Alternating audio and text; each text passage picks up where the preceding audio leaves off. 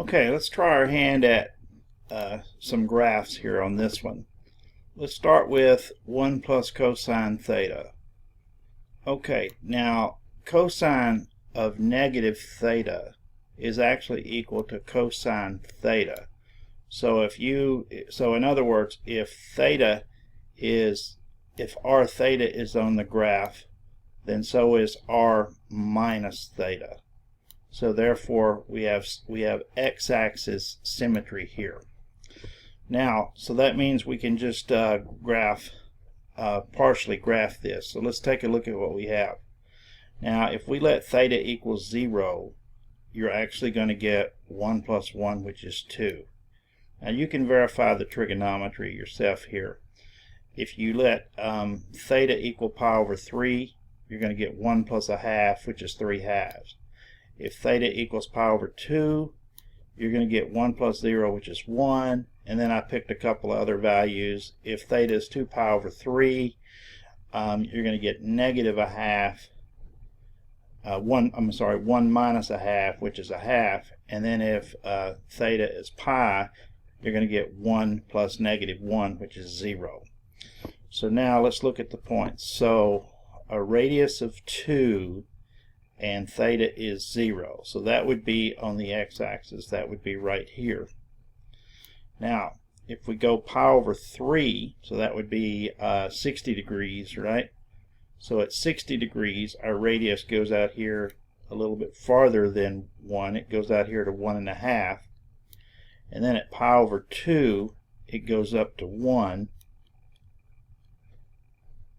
And then at 2 pi over 3, our radius is 1/2, so it's going to be about half the distance it was here. So that, and 2 pi over 3 would be in this direction.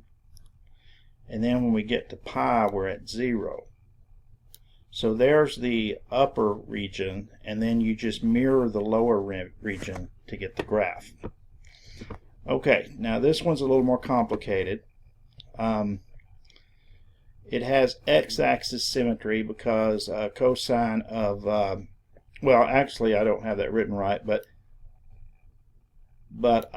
4 cosine theta is actually the same as 4 cosine negative theta, so it has x-axis symmetry. And then if you were to replace r with negative r and theta with negative theta, basically you get the same equation. So it has origin symmetry, and it turns out that if a graph has 2 of the symmetries, it's going to have the third one. So basically it's going to have y-axis symmetry as well. Now I went ahead and just simplified this and said let's do r equals plus or minus 2 square root cosine x.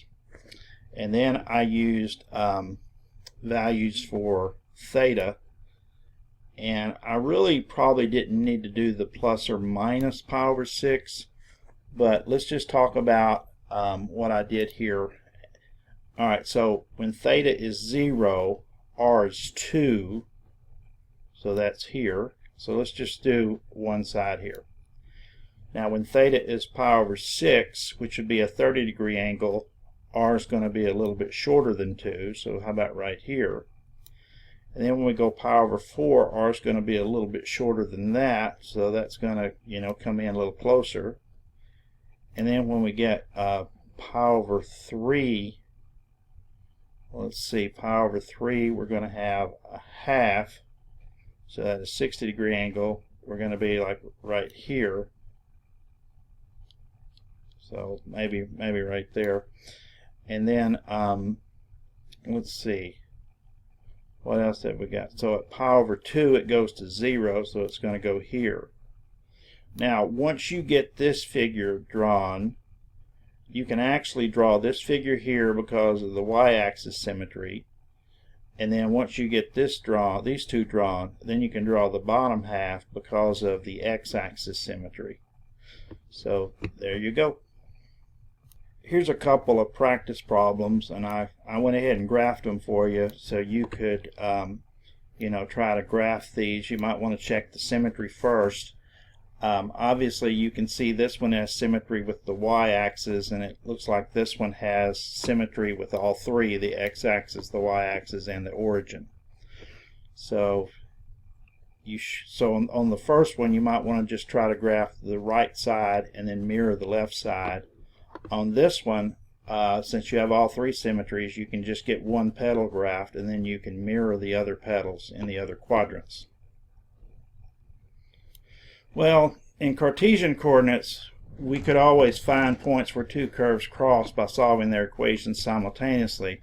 But in polar coordinates, the story can be a little bit different. I mean, they can really be tricky sometimes. So, because we may not find all points of intersection, but we can find some of them. Let's say that we want to find where these two graphs intersect. So what I would do is I would set 4 cosine theta equal to 1 plus cosine theta. And then if you subtract cosine theta, you get 3 cosine theta equals 1, and cosine theta equals 1/3. So theta would then be the arc cosine of 1/3, which is 1.23 radians, or 70.5 degrees. Okay, so there would be your point of intersection at 70.5 degrees. And actually, if you go back to get r, you can put cosine. The cosine of the angle is a third, so you can just do 1 plus a third to get 4/3. So r is 4/3 here, and the angle is 70.5 degrees. Now cosine is also positive in the fourth quadrant, so for theta equal negative 70.5 degrees and 4/3, we would get another point of intersection. Now notice we did not get the intersection at here, and the reason we didn't get that, and that's the tricky stuff I was talking about. The problem is that if you were to draw these two graphs simultaneously, as theta goes from, say, 0 to 2 pi, they actually would both cross the origin, but they cross the origin at different points. So, because one curve has r equals 0 at pi, and the other curve has r equals 0 when theta is pi over 2. So that's the tricky part about finding intersections with polar coordinates. Okay, let's do one more here. R squared equal 4 cosine theta, r equal 1 minus cosine theta. So we can solve this first equation for cosine theta and get r squared over 4, and then we can plug it into this equation for cosine, and we get r equal 1 minus r squared over 4. And then if we multiply everything here by 4, we get 4r equals 4 minus r squared. And actually that's a quadratic equation.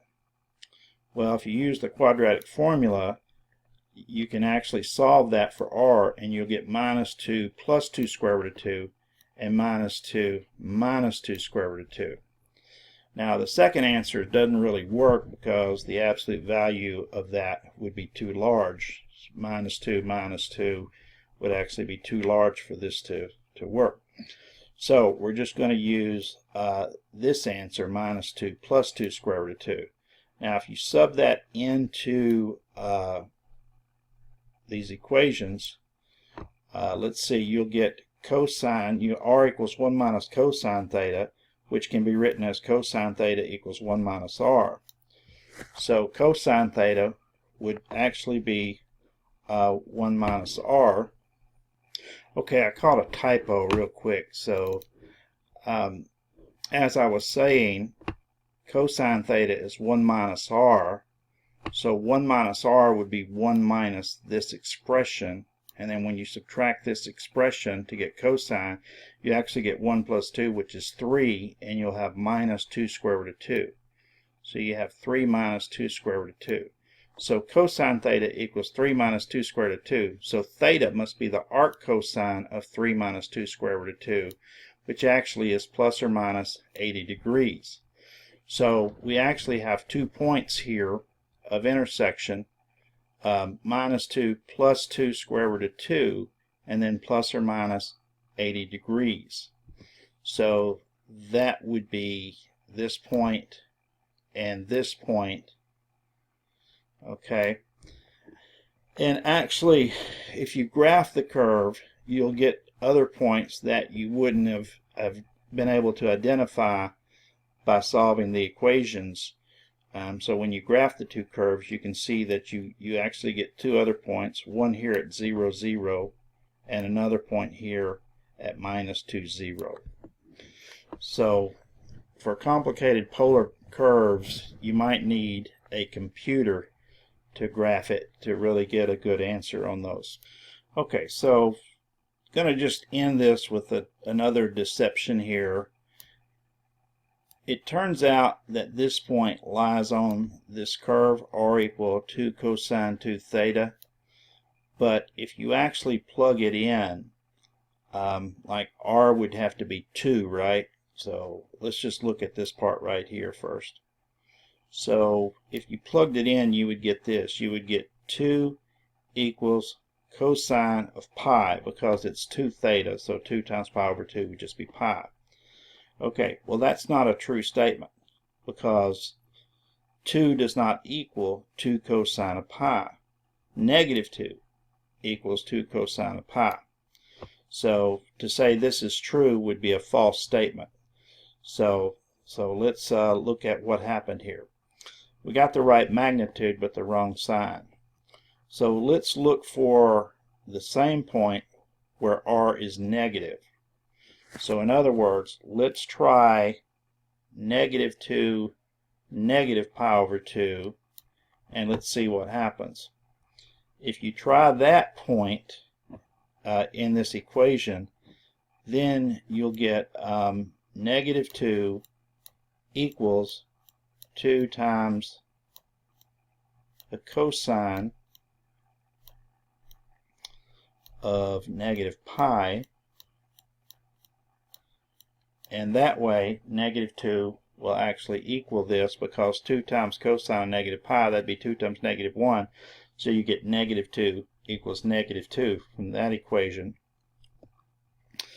So this point lies on the graph, and therefore so does the point 2 pi over 2 also lies on the curve. So like I said, these can be deceptive, and if you use a grapher to graph this and then plot the point 2 pi over 2, you'll see it does indeed lie on that curve. Okay, we're going to move on to some area and arc length problems soon, so let's go ahead and wrap this up and move on to the next section.